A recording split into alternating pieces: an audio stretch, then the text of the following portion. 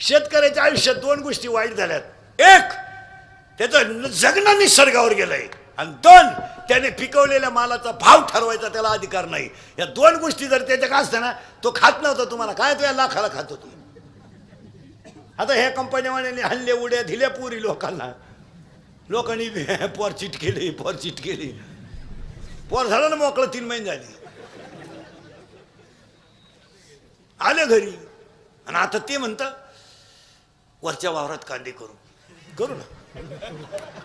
कांदे करून तुझ्या बायकोला चिंगळ्या उपटायला म्हणजे कळण तिला कसं काय होत. अहो ते क्षणिक आहे महाराज. काही झालं तर काळी आहे, ती काळी आहे. हे बा थोडं कमी जास्त. अरे बा सुंदर मंदिर आहे, त्याला कळस आहे, कलर आहे, फरशा आहे, जाऊ दे, आतमध्ये देव आहे, गाव सण करेल म्हणून देव आहे. मग पायरीच्या पाया